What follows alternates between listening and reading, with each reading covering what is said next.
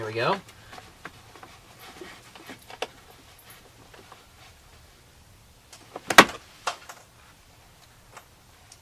I did not break it. No. Okay, so I got the trim panel off, and there's just so much seatbelt here, and it's kind of in the way. So what I ended up doing was I cut it with a pair of pliers. Why don't we go ahead and just take the whole seatbelt off, so that way we can replace it with the one from the 96 Montero. I'm gonna loosen it, take this whole bracket off. I'll probably just pitch it, and I'll take the one from the other car and put it on here. So this bolt was actually kind of stuck in here, and when I was turning it, it just kept spinning. This is the reason why. Rubber washer that has these teeth on here that was just eating into, or the bolt, and would not let it go. I'm gonna put it back in here without that washer thing, because we're gonna need to be able to access this again. I took the unit off for the seatbelt so we can change it out with the other car. It was simple, just one bolt, and then I used the mallet, bang up, boom, pull up, it's out. This is overlaying this piece, which means I have to take this trim piece out and that trim piece out before I can take this out, and then we can take the unit out. So let's get to that. There's 1, 2, 3, 4, 5, 6, 7, 8. So hopefully none of these are going to be like a pain to get out. Well, that came out easier than before. The other one, these clips are holding it on, and it's really difficult to get it out. This one should be just as easy because it's only 1, 2, 3, 4 screws instead of the 8 screws on the front driver's side.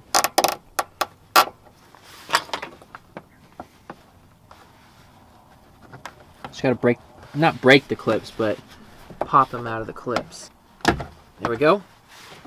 I'm kind of afraid to do this because I don't want to pinch myself. Now we just need to access the bolt that's like on the other side of here. And that should free up this trim piece so we can get it out, and it'll take the seatbelt off as well. The driver's side seatbelt came out easier than I thought it was going to be. It's just extremely dusty. I mean, keep in mind, this car did come out of the desert of New Mexico, so it's really dusty, dirty, and sandy. But I want to show you the difference between the seatbelt, or the driver's side seatbelt from the 96 parts car compared to the 99 Montero car that we're keeping. So this is the one from the car that we're keeping. It's trashed because half the thing was already. It looked like a dog ate it. I mean, to be fair, the previous owner did have a dog, but we'll let it slide. This is the one that came out of the parts car. The side-by-side comparison. This one's really clean. This one is absolutely filthy, but the seatbelt is good on it. So I could clean the seatbelt, but if I don't clean this, then every time I like unbutton or unbuckle my seatbelt and it goes back down into this thing, and then I pull it out, it's just getting coated with a fresh coat of dust, and we do not want that. So we got to clean this up. I just finished washing and drying both of the seatbelts for the front of the car, the driver's side and the passenger side, and I'm going to put a before and after picture on the screen because they were insanely dirty. Both of these seatbelts came from the 96 Montero parts car.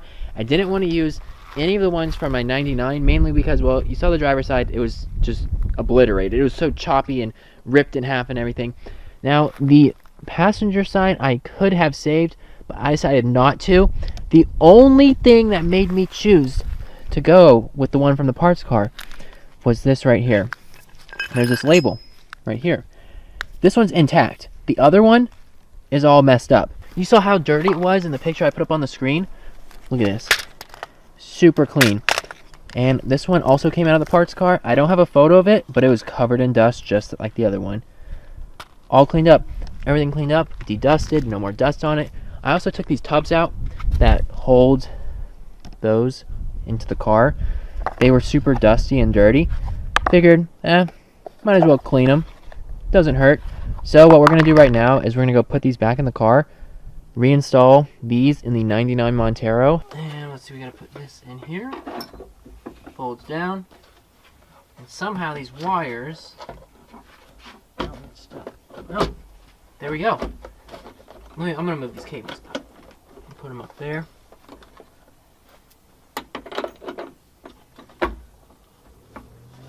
Put this bolt in.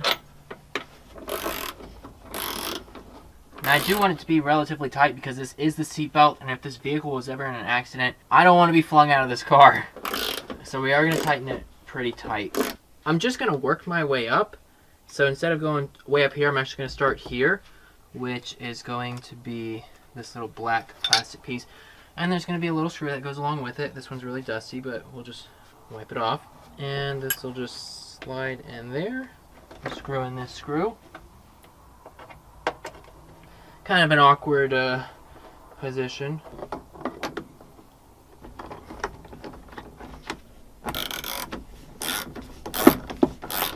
Now I already put the bolt here because I was trying to secure this in, but what we actually need to do is take this bolt out so we can put this bracket and mount it right here. It seems counterintuitive. However, I needed a way to hold this down because this is a really heavy unit without it like flopping around all over the place. So we're just going to unbolt this, connect this bracket back on, and then just put the bolt back on. And this is going to go right over here. Buckle up, and now we're done. And it goes up by itself. All connected up, looks good, all clean. I love that. Now we just have the passenger side to do. It's looking a little lonely without the seatbelt over there. So we'll pop that seatbelt on there so it can be happy again. The passenger side seatbelt is actually a little bit different than the driver's side. So on the driver's side, you had this little tub, and then you had the unit for the seatbelt itself. While on the driver's side, these snap in together. There's like little tabs on the bottom here and up on the top where they would snap together. But this one, it doesn't. It just sits. There's nothing that holds it together. So we're going to rely on balance to put this on here. We're going to do this one just like the other side, where we mount the bolt here, do everything up top, and then we'll come back down, undo this bolt, and remount it, the bracket on.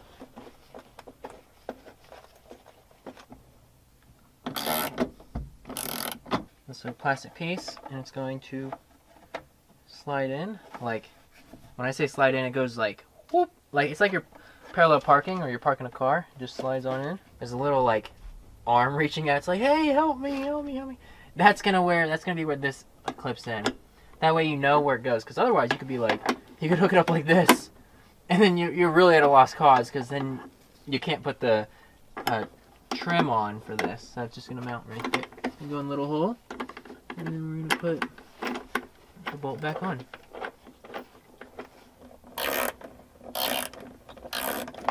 And this works perfectly. That's great. There's one last finishing touch, and that is this piece right here. So this is just gonna snap on just like that. Passenger side. And now the finished result of working on the seatbelts. There it is, looking in the car. Ooh, it looks so good. Okay, let's get a zoom on that. Going from the top to the bottom. The driver's side is looking just as good as the passenger. It's a little bright, but you can see, looks really good. I'm so happy with the way that these seatbelts turned out. The old ones that came in this car were all frayed, ripped up, and just didn't look that good. So it was a no-brainer taking the ripped up seatbelts out of my 99 Montero and replacing them with the beautiful seatbelts from my 96 Montero parts car. Whenever I bought this car, the window did not roll up. So over time, water kept coming into the window and it created a damp area over next to the door. The bracket for the seat that was closest to the window at the very front was all rusted out. It was so badly rusted that the bolt wouldn't come out, and essentially I just took all the other bolts out and then just pried the seat back and forth, and the thing just ripped out of the car. Bracket here that is rusted to the car, can't get it off. There is supposed to be like a little bracket that goes out here, but as you can see, I ended up prying it off when I tried getting the seat out. There was no way we were going to get this seat out. The bolt was rusted to the floor of the car. We ended up having to drill it out. So you see this back plate here? It's solid. But if we take a look on the 99 Montero's seat frame plate, you can see that there's actually two holes right here. And on the side, you can see there's two cutout holes as well. But if we take a look on this one, there's no cutout holes. And this is the same seat frame. This is the one from the 96 parts car driver's side, and that's the 99 Montero, which means we can't just take this seat frame off and replace it with this one because it won't match up. They're totally different. Is we can actually separate this seat frame, take this top portion off, and remove it from the bottom portion. In order to take the bottom portion off, there's actually a bolt right here, and there's a bolt down there. but unfortunately, we cannot get to them without removing this trim panel. Maybe we could do it without taking off this trim panel. On the seat frame for the driver's side, there's these cables that go to the levers on the side. I don't really want to disconnect them from the seat themselves. I think it'd be easier just to disconnect them from the seat frame. I've noticed these seat frames are pretty expensive for what they are. You can only buy them new, and they cost a little over $200. So it's really great that we have this parts car, and we got this free seat frame right here, mainly because we only need half of it. We don't even need the whole thing. These pieces actually come off like that, and it's only the top part here of the frame that holds everything together. Now this should just remove itself just like that. The only thing that I could actually see being an issue by not taking off this trim panel is that we cannot get access to these two bolts right here. The easiest thing would be actually just to disconnect the cable. The cable I'm referring to is this thing here. So it's actually connected to this mechanism by this little bolt here and by the rod. So if we don't want to take off the trim panel over there, then all we need to do is loosen up this nut on the driver's side seat over there. That will allow us to separate this seat frame rail from this mechanism, and then we just take this one off of this one and put it over there. If it sounds confusing, I'll show you what I mean when we actually do it. The little nut that I was talking about that was connected to that mechanism is this one right here. If we wanted to remove the whole mechanism, then I have to take off this trim panel, but we don't want to do that. So all we need to do is take off this little nut here, and that'll loosen the mechanism from this little cable here. Before we totally disconnect this side of the seat frame, we need to disconnect all these cables because we're going to be using them from the other one. It's very corroded.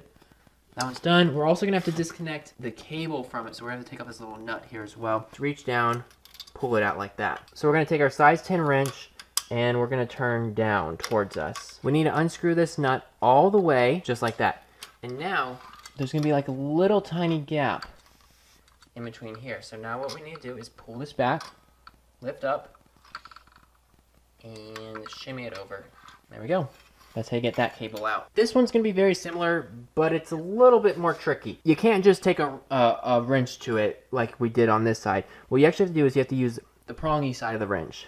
And we're going to come over here and turn it towards us. It should only take a few spins, and then you can spin it by your hand. Now that the nut is off, pull it back, push out towards us, up. And now this is like, it's kind of like a twisty pasta thing. So in order to get this out, we need to pull it towards us like this, the whole cable. And there we go. I'm going to wash off these seat frame rails real quick. I get that they're going to be under the seat and you won't ever pay attention to them or you won't ever see them. But whenever I put this back in the car, I recently installed new carpet and I do not want these dirty seat rails to dirty up the carpet. I clean them with some degreaser and then I rinse them off with the hose. But as you can see in these like tight areas, there's still some dirt and grease left on there. So before we paint them, we want to get that off. I got myself a little bit of degreaser diluted with water. That way it's not as potent. Because we're working in the garage, I'm going to be using a spray bottle to squirt away all of the grime. It's getting all nice and disgusting. It's starting to look like chocolate milk. So we do want to get all the areas that are really difficult to get to that I normally couldn't get to. So I'm going to do the top first, and then we'll flip it upside down and do the other side. This is pretty rusty, and we're going to take care of that. I'll probably either use a wire brush, or I'm going to use some rust converter on it. And I think I'll just paint everything black, because it's already black anyways. It's not like you're going to see it, because it's going to be underneath the seats. Normally I probably want a hose, maybe a power washer, but this will work. It'll just take a few rinses to actually do this, so we'll have to spray it and then wipe it off and then spray it and wipe it off, but we'll get it. There's a spot right here. It's all grimy and disgusting looking, so I'm going to take my brush really quickly, scrub that area down, get it all nice and clean. Look at it, it's already coming right on off. We've got the other side of the seat frame rail here, and this one's actually not that dirty. I can still see that there's some dirt down in here. I put our finger in here, it looks kind of dirty. Ooh, and it's really thick. I've rinsed this off, so now we're going to go put it out in the sun and let it dry. We're going to spray some rust converter on all the rusty parts, which includes this mechanism here, this spring, this spring, this spring, and then this metal bar. And let's watch it transform.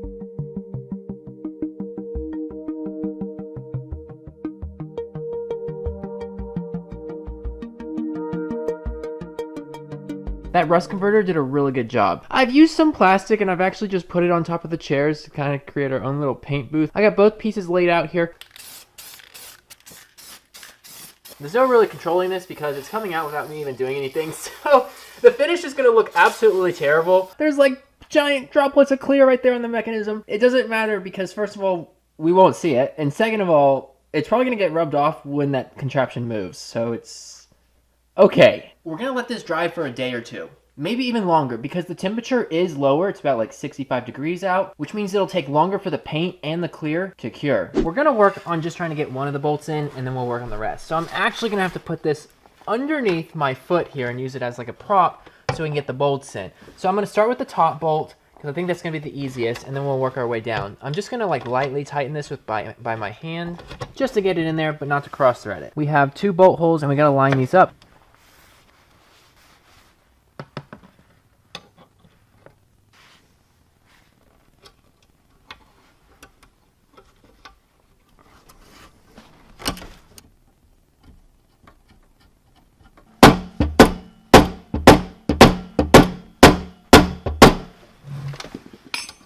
Now we gotta do this other one.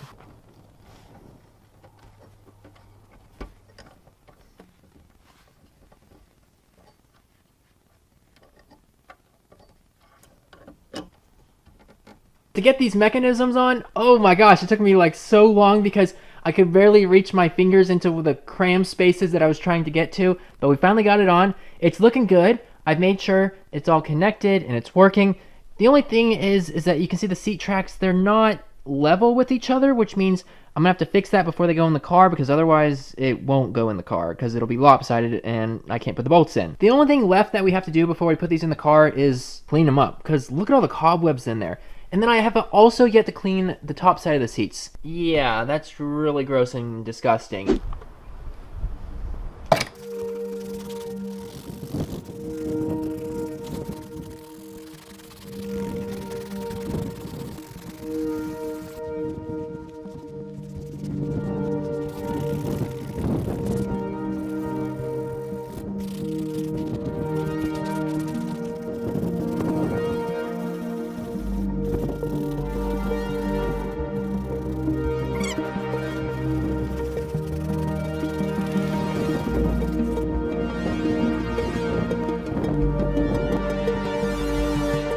Before we're able to put in the driver's side seat, we need to vacuum out this side of the car. As you can see, there's all these shavings from whenever I put the carpet in. Now that we vacuumed out this side of the car, we need to take off this trim panel, and that trim panel. That way we can lift up this side of the carpet. We need to see where to cut the holes for the driver's side seat.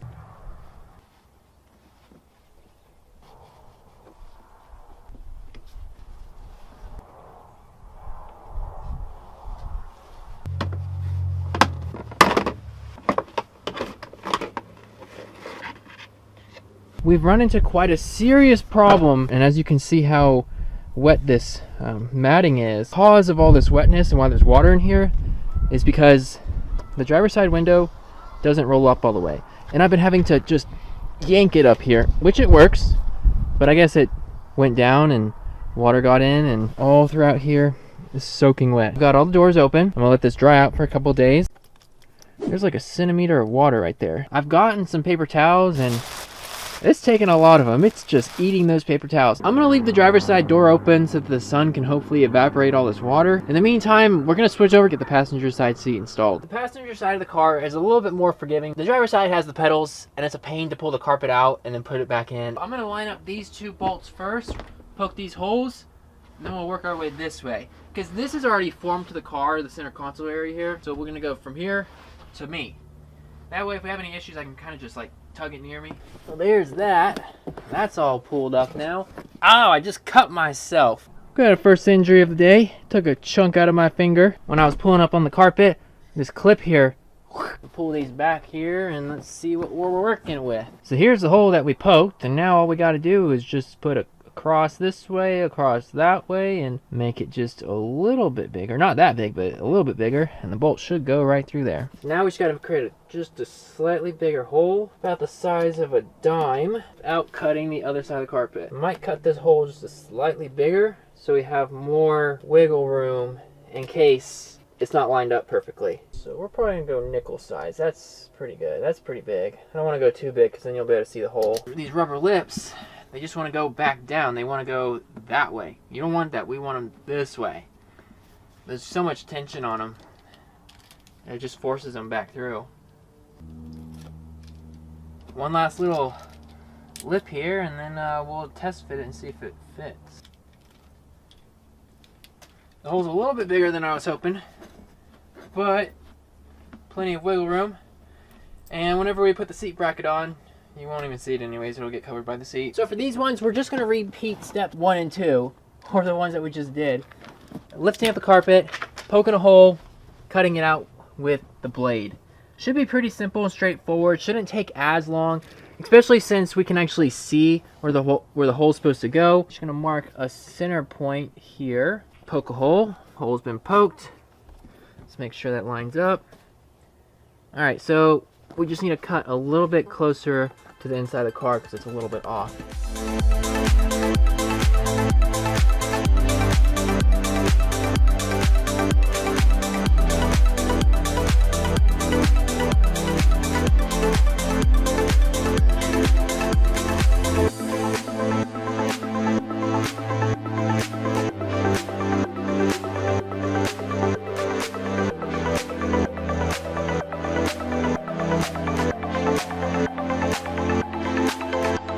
All the bolts line up pretty well. Don't have any issues with that. The only thing that's left on the passenger side is we need to cut out the hole for the vent that goes underneath the seat. That's for cold air, hot air. And we need to cut out the cable that's somewhere over here that goes to the power seats. Originally I thought, oh, I'm just going to cut a hole like this and like that, and then just have a section to remove. But I took a look at the parts car, and they actually cut the carpet away from the entire rim of the thing. I guess to prevent moisture buildup, or I honestly have no clue. So I'm going to try to replicate that. I've got it separated, so the sides of the carpet here do not touch the sides of the vent itself. I may cut it a little bit further back. I don't know. It might actually be good. It doesn't look like it's going to interfere with this vent itself. Now, I might actually get creative here, and I may not actually cut this away. I think I might just tuck it under. Let's see if we can get it. I gotta cut it just a little bit more on this side, like that. And we'll do the same on this side, just so that we have plenty of wiggle room. So let's see. Does my idea work? Instead of trimming this all off, let's see if we can just tuck it under here. It may work, I don't know. Look a whole lot cleaner.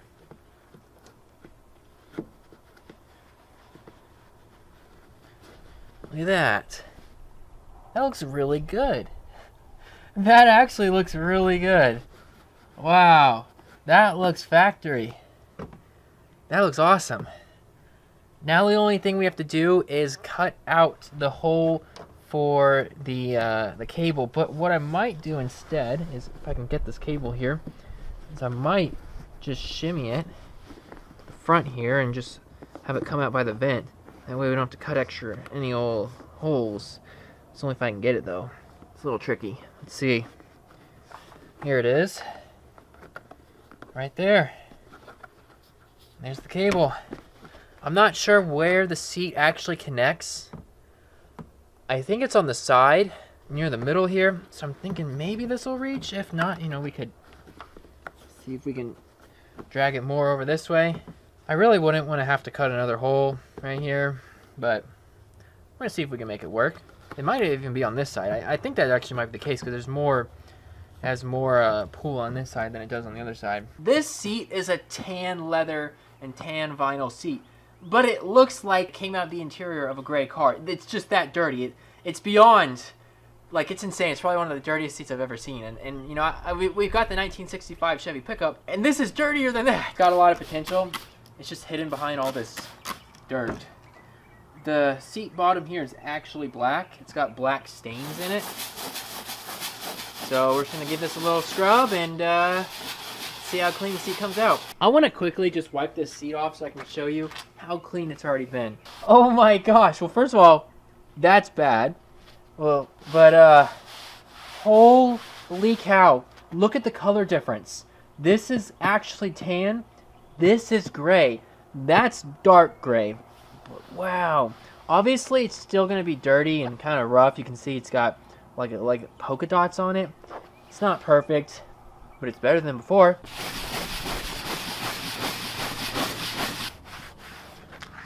We're not able to get all these like stains out, but it's definitely looking a whole lot better. I'm very impressed. So far, we've made back about $1.32 from this car. All of that change was stuck in this seat frame rail. There's still a ton more crud stuck in here.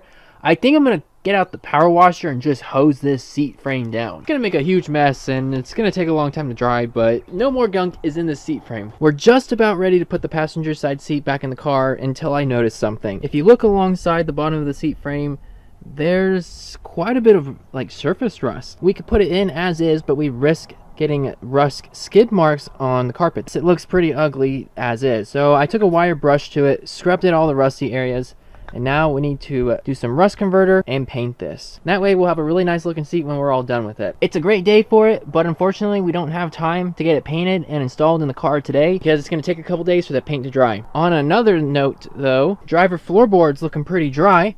Over here where it was pretty wet, bone dry. That's really dry. Put a clear coat can underneath this rubber mat and the floorboards because this stuff is soaking wet. Oh my goodness. Aside from that, it's drying up. I'm gonna leave this out here for maybe another day or two and it should be all crispy. We've got an update on the flooded floorboards of the 99 Montero. Everyone knew that water was coming into this car because this window doesn't roll up. We put tape on there, but it didn't really help out. And if you look, you can see there's actually a gap right here. It just keeps coming down for whatever reason. We were expecting some rain the other day, so we decided to put some black duct tape covering the entire span of the adhesive from where this visor goes. Because we figured maybe the adhesive on the visor is cracking and maybe that's the reason why water is going in between here and then coming through the window and going into the floorboards. But we had a huge rainstorm the other day and we found out that wasn't the issue. If you're looking at the door panel, you're probably thinking nothing's wrong with it. But if you take a closer look, you can actually see that the door panel itself is separating from the seal against the window. And if we take a look on the outside view, you don't really see any issues unless you look from this angle. And you can see there's a bunch of crud down in there. Possibly there's a hole. The morning after the rainstorm, there was a giant pool of water in the floorboard. Even worse than last time. Good thing I had this can up here though, because it prevented all of this matting from getting even more wet. It's all dried up now, but it looks like there might be some rust right there, so I'll have to take care of that before we put the carpet in. This door panel is the reason why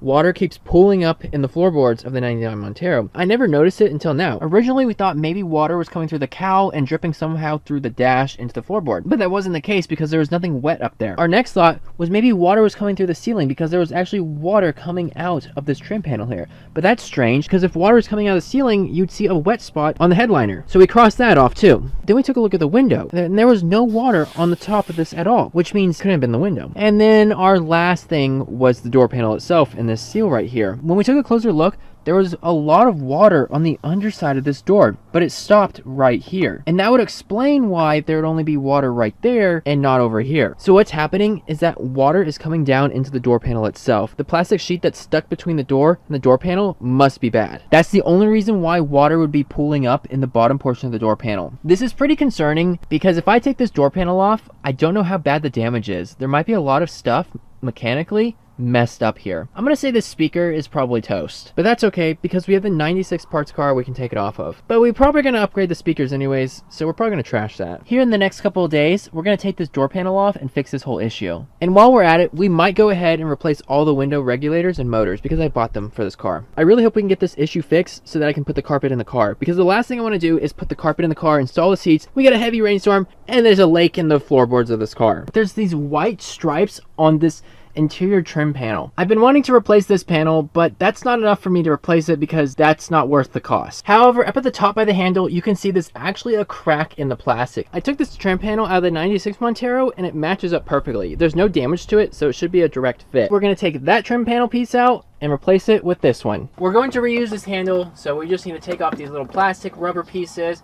It's going to be a Phillips tip screwdriver, or I think it's a size 8 bolt. I'm not entirely sure.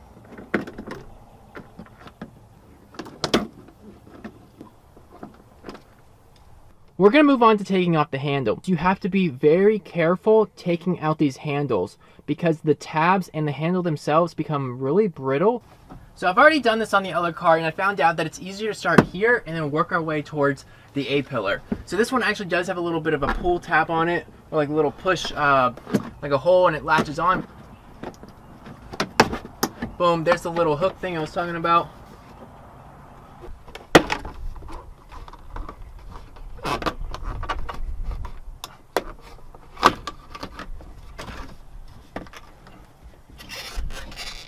Aside from it being the same panel, one other difference is that the one from the 99 Gen 2.5 has a handle, and the one from the 96 Gen 2 does not have a handle. I like the sleeker design and the simplicity of the 96 Gen 2 trim panel piece, so we're going to go with that. We're trying to update and make the car more modern, so I think by having less handles, less buttons, it's going to make it look a whole lot nicer. The carpet underneath the trim was extremely filthy, but as you can see, it's all nice and clean now. I've had quite a few people ask me in person and on my videos if my headliner is original or did I have someone put it in. It's 100% original. It just looks brand new. And that's because I have a special technique on how I use for cleaning the headliners on these Gen 2 and Gen 2.5 Monteros. If you would like to know how to do it without damaging your headliner, meaning having it sinking down or causing any stains, I'm going to create a post on my Instagram account showing you guys how I did it. I'm just using my fingers to roll the weather stripping back so that it covers the interior trim panel like it should. And it just snaps back into place. I kind of actually like the way that looks. So much that I'm going to do it to this side. So I'm going to take this trim panel off, which means we're going to remove that handle. We're missing a handle strap on this side, so I'll have to go through my 96 parts and see if I have an extra one. First things first, we got to remove this handle. Now we got to be really careful not to mess up these tabs. I'm just going to work my hands down here, popping them out. There's one.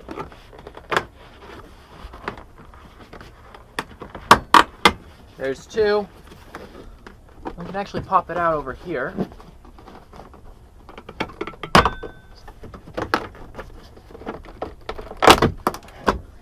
And there we go. The trim came off all in one piece, and luckily for us, we did not break off any of the tabs. And now we're gonna put the trim from the 96 on the 99.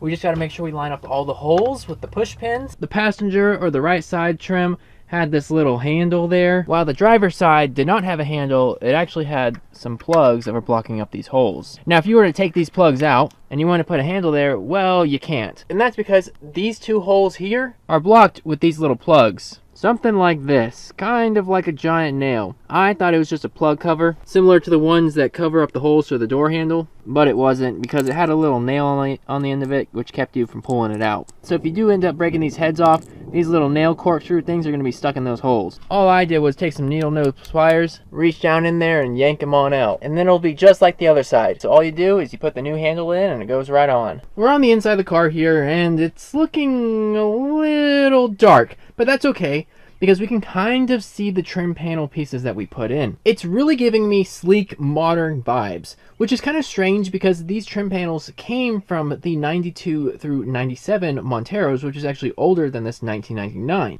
I'm going to test some of you guys' knowledge. So there's these handles that are mounted at every single seating position. Do you know the correct way they actually face? One of these handles is the correct direction. Down or up? Let me know which one you think is correct.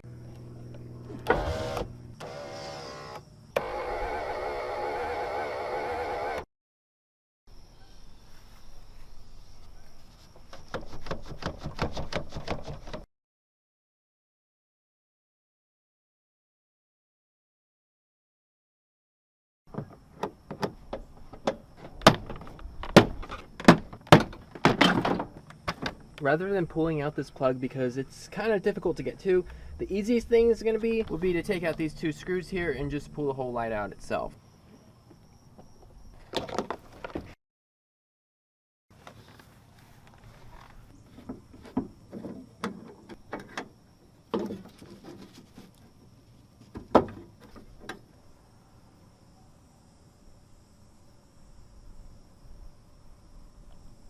Have the original bolts that came from the car, and then we have the bolts from the parts car that are factory too. They came from the desert instead of Tennessee. Rather than putting the original back in, we're going to use the one from the 96 Montero. You won't ever see them because it's on the inside of the door panel and the door card covers it, but it's just the fact of knowing that we have ugly looking bolts. Pulls the handle and the latch moves. To take out these two screws, that's going to disconnect the window from the regulator. Then we have to take out 1, 2, 3, 4, 5, 6, 7, and that should disconnect the regulator from the door panel, and we should be able to just pull it out.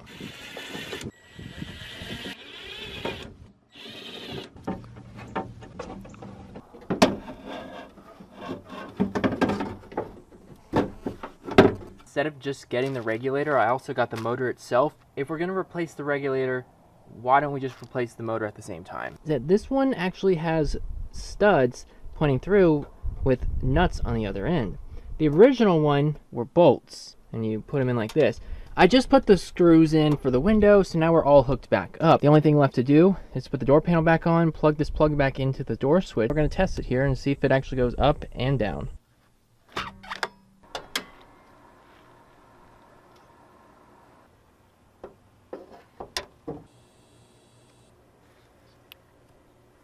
The charge on the battery is about 10 amps, which should be plenty enough to test this window.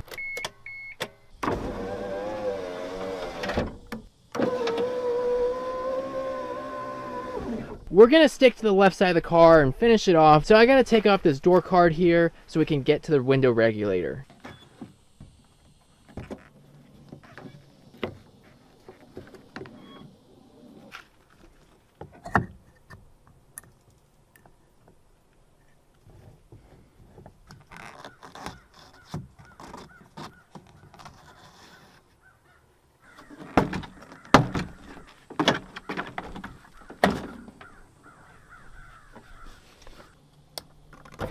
I'm gonna plug the switch back in so that we can test the window.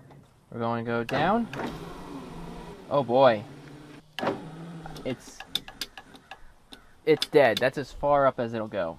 Now this plastic is supposed to keep the water that gets inside the door from getting into the door panel. But you can see it already has big holes in it, so it's not like it really matters anyways. But we need to get it out of our way. This handle's in pretty good shape. It's not peeling like the other ones, but the spring is kind of rusty. We're gonna have to lower the window down so we can peek through this hole here. It's okay if we end up dropping it because it'll go down here and we can just reach down in here and pick it out.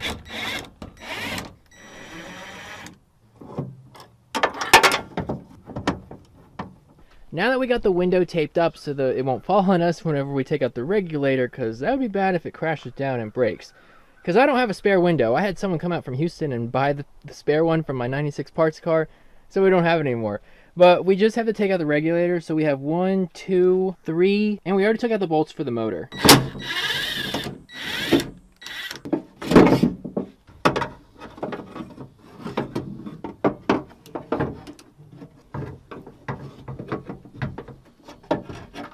And there we have it.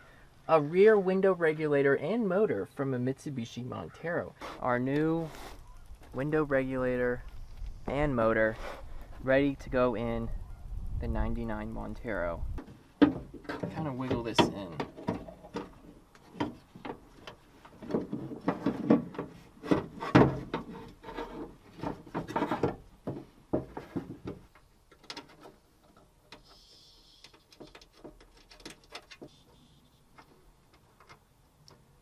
You should put the regulator on first and then the motor, because the motor has a lot of tension on it, so it doesn't give you a lot of wiggle room to maneuver the regulator brackets into place. It kept getting stuck in between the window and the interior door panel. The fitment on this bolt isn't the best. I think they probably should have made the hole maybe a little bit further down on the bracket, because what's happening is this is the hole of the door panel, and then this is the hole of the bracket. It's not that drastic, but it's off-centered like that.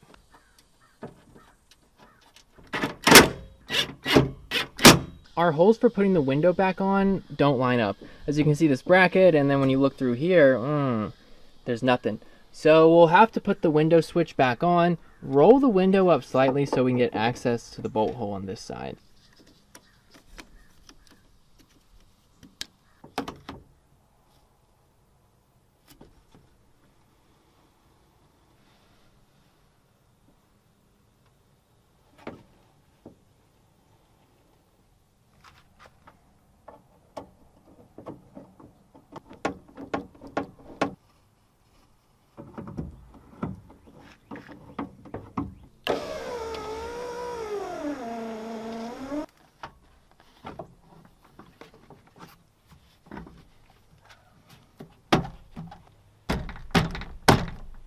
The door card isn't going on there all the way. It's flapping around quite a bit, And that's because all the push pins from the top down are missing. They're broken off. There's only one push pin actually, and it's this one. That one push pin is not going to hold the whole door card to the door panel. In today's episode, we're going to resume work on the 1999 Mitsubishi Montero. In the last episode, we replaced the window regulator and motors for the driver's side of the car. So today we're going to do that for the passenger side. All of the windows roll down, they just don't roll up, which is not only inconvenient, but it's also really annoying. To our surprise, the front passenger windshield rolled down and it rolled up. It did struggle a little bit, but it did manage to make its way all the way back up.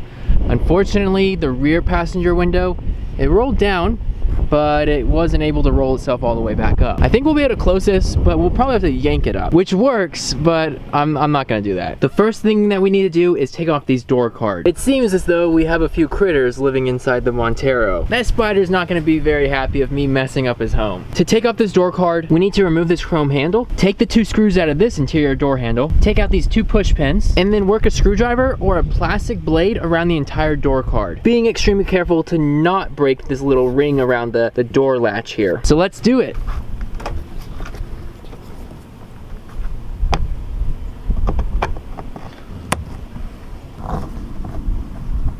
I've been told by a lot of people that these things are nearly impossible to find. I know you can buy them aftermarket, but they're never the same color. So I don't want to mess them up. I guess a screwdriver is probably not the best thing to use for this, but I think it'll work.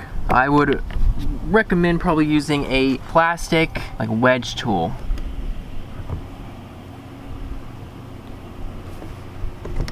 There's a screw there, and there's a screw there.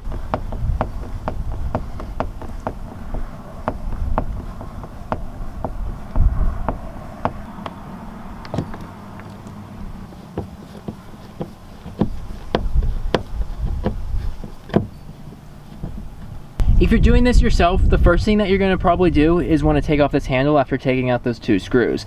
But don't do that. While these screws do hold the door card to the inner sheet metal of the door, this handle also uses pressure to secure itself to the door card. So by removing the handle, you'll mess up the bond between the handle and the door card. We've got these 2 push pins to take out, and honestly, this looks original just by how sun faded it is. And I think that's actually not holding anything in. It sounds like it's broken. This one, on the other hand, that one's in there. If we break it, we break it. I think I can just buy another one of these at the store. Oh, but it actually came out relatively easy. Is this one actually holding anything in? Or is it just sitting in here for decoration? I guess it's broken. It's actually broken. But it looks like we may just put it back in there for decoration. No, I'm just kidding. But we'll actually replace it with one that looks fitting for the color of this door card. We just need to be mindful that whenever we take the door card off, we need to unplug the switch handles and the door light. The speaker housing isn't in the way, but I have a feeling it's going to cause us some issues. So I'm going to go ahead and just pop it off. Fingers under there and popping it off. The reason why the top of the door card is the most difficult to get loose is because it's not being held on by push pins. There's metal clips similar to the ones that hold on the plastic trim on the inside of the car. And they all sit along the lines here. I think there's like 4 or 5 of them, and they like fit themselves around where the window meets the metal of the interior door panel.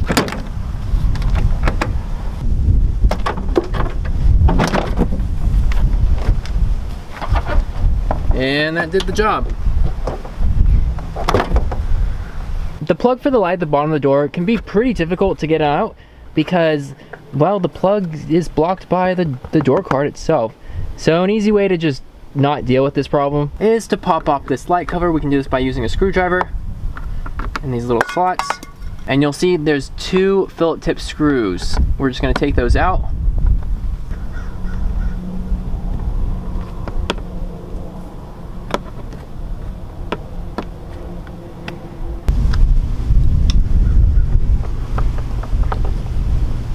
We can remove the light, and now we have access to unplug it.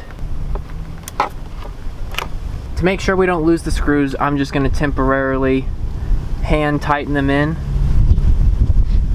to the little light socket, because one wrong step And if we hit this thing into the grass, we'll probably never see these screws again. The door card is done, but we don't want to get rid of it just yet because we're gonna need the switch panel to test whether the window rolls up or down. This is the tab to the faceplate of the window switch that you see on the inside of the car. Unfortunately, you can't just push this in and push the whole window switch out to pull it out. There's a screw holding the window switch to the door card itself, so we'll need to remove that. Here's the window switch itself. Pretty grimy and gross looking. That's disgusting. We'll have to clean that up. And then we have the faceplate that we should be able to just pop out without breaking. And there we go, we got it. I've seen a few of these like faceplates and things on Instagram and on Facebook on people's Monteros, and they're always like cracked or broken. I've always wondered how does that happen, but I would think maybe if it's like exposed to the extreme heat or like varying temperatures that it would crack like that. This door panel is done, and now we have to do the actual window regulator and motor. This bracket's in the way, so we're gonna go ahead and remove it.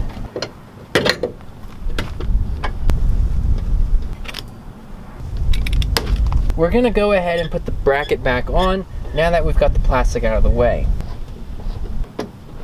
The chrome on this door handle is peeling off and it looks pretty ugly, so I'm gonna take this off and replace it with one from my parts car.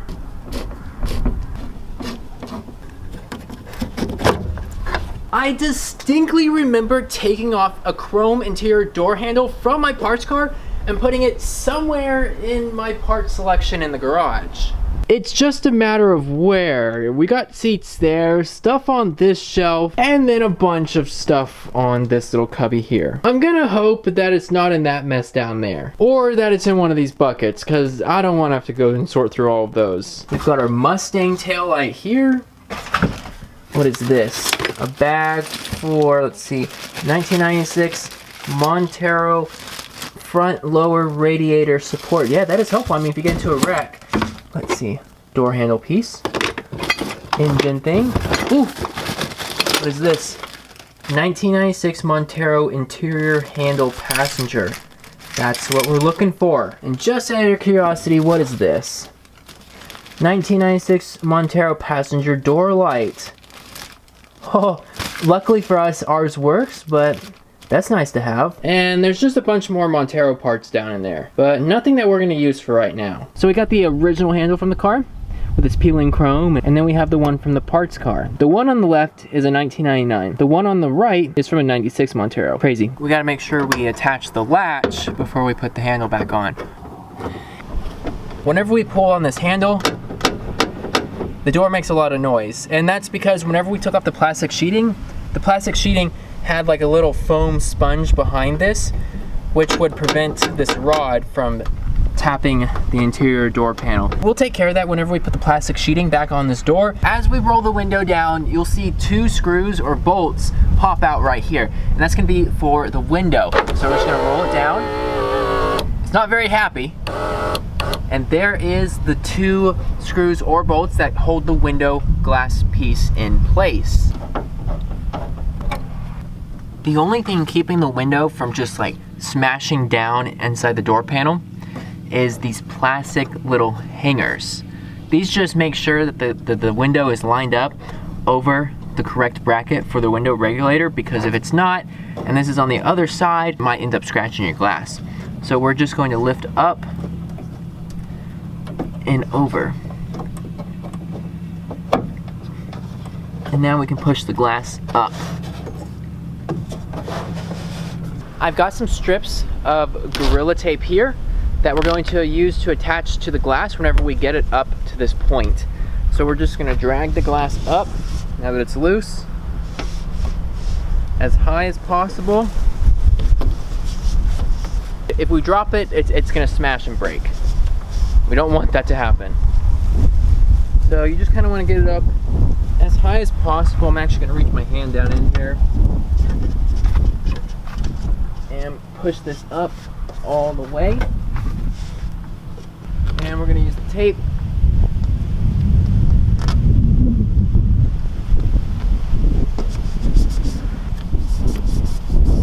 Now that we got the glass secured, we can work on taking out the window regulator and motor.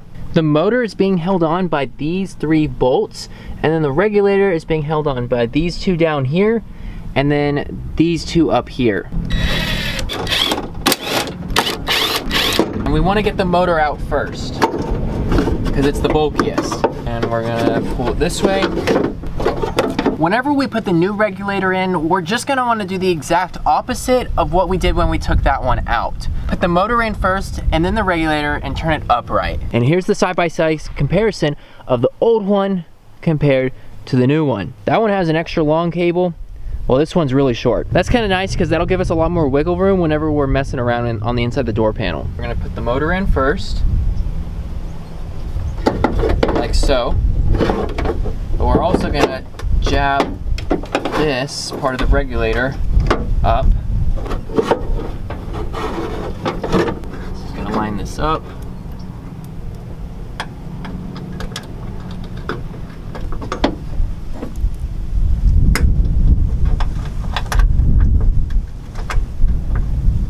The holes make it a whole lot easier because you just line it up with the studs. Attach the bottom of the regulator to the door panel. We're gonna have 3 leftover bolts, which you can use for whatever you want, and that's because for the motor, we did not need them because it provided us with some hardware already. We're gonna go ahead and tighten up all these bolts.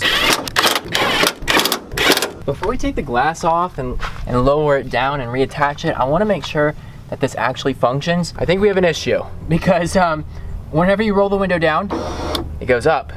And when you roll the window up, it goes down. This is an issue of reverse polarity. So what we're gonna do is I'm gonna take out everything that we've just installed so I can try to figure out why it's doing the thing that it's doing. The issue is how the motor was manufactured. So on this plug you have red and green, and red is on the bottom and green is on the top. But on this one, you have red on the bottom and blue on top. We have red and red going together. So on the original motor, green goes on the bottom, red goes on top. Because they, you know, red is supposed to be on the opposite of red instead of red together. So blue goes in the big one.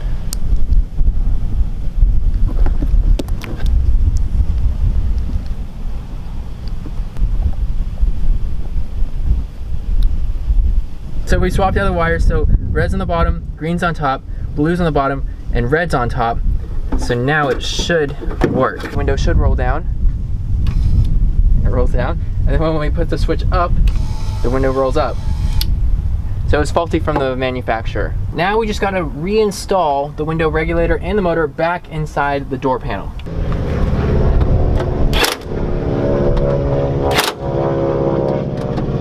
So we're gonna take the tape off the glass. We're just gonna kind of like shimmy it back and forth. And the glass will start to go down. And we wanna make sure we get these plastic things on the other side of this bracket. Just gonna take it down. And it's on there.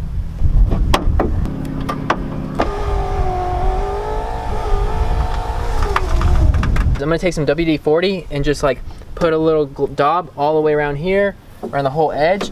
That way it'll lubricate the rubber itself, because this window hasn't really rolled up or down in a long time. So that should help clear things up and make it move a whole lot freer. A common problem I've seen on these Monteros is that the dome light between the driver and the passenger, the lens part is usually melted. And that's because people leave their doors open for too long and the bulb gets really hot and it just melts that lens. And then plop this on. Plug in this light. Now that we've got the light plugged in, we're gonna plug in the door switch. We're gonna go ahead and pat it down.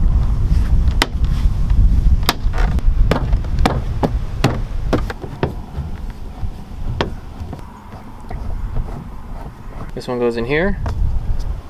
And this one goes right there. They're actually directional. I thought they were just flat, but they're not. The last thing that we have to do is install this faceplate along with its screw. And just like that, we got the window regulators and motors installed on the front passenger side and the back passenger side. We're just gonna test if they both do roll up and let's roll it down. Rolls down pretty good. And let's roll it up. It's struggling a little bit, but I think it just needs a little bit of grease around those seals. Let's see if this one goes down and up. All right, it's going down. Ooh, it's not very happy. But I think that has to do with the fact that the seals are just kind of sticking a little bit. The removal of the old window regulators and motors and with the replacement of the new ones only took a couple of hours, which is a lot faster than the driver's side, because whenever I did that, it took me more than a day to do it, and it was probably because it was my first time doing it. The weather's gonna be in the 70s for the next week or so I really want to paint the lower portion of the car. I sanded it down a while ago, but I let it sit and it started to rust. We can take this off really easily whenever we sand it down. So let's get into it.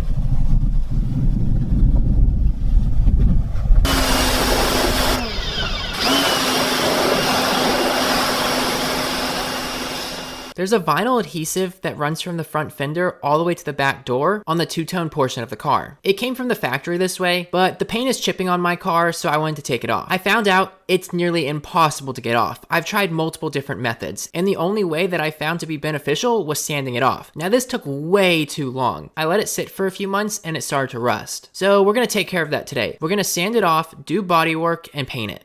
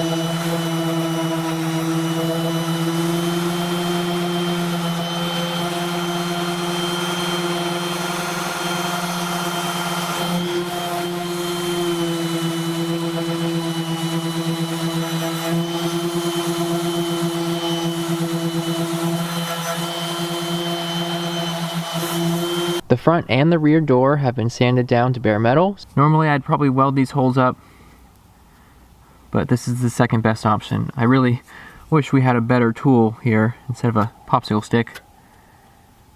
That's going on there pretty not great, but we'll sand it down. So we'll let this dry and we'll come back.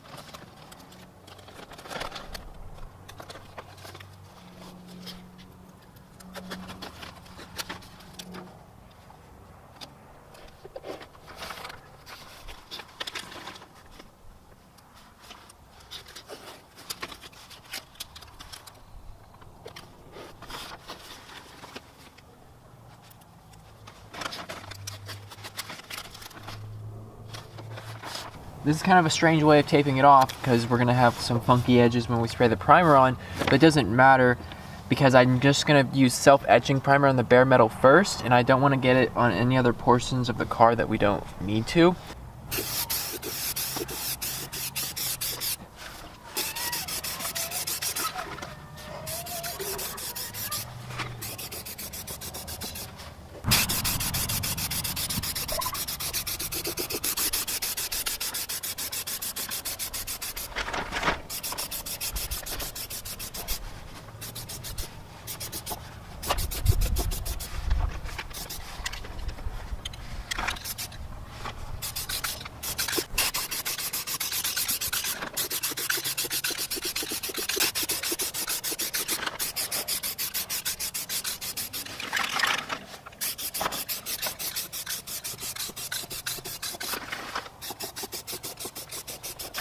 Today we're going to prep the metal and plastic surfaces on the lower portion of the Montero so that we can paint.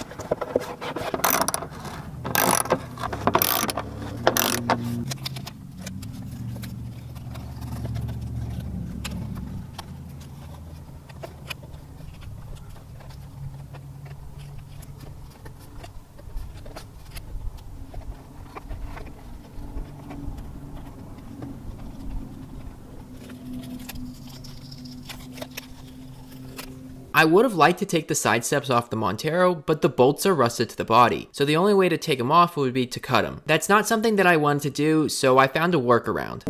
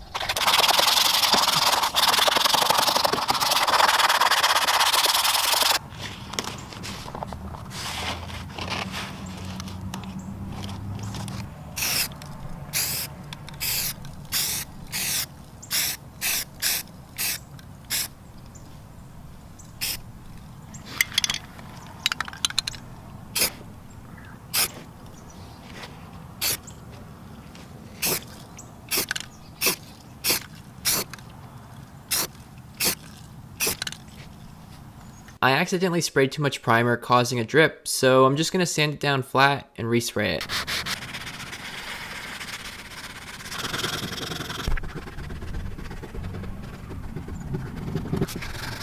We need to apply a few more coats of primer before we can paint.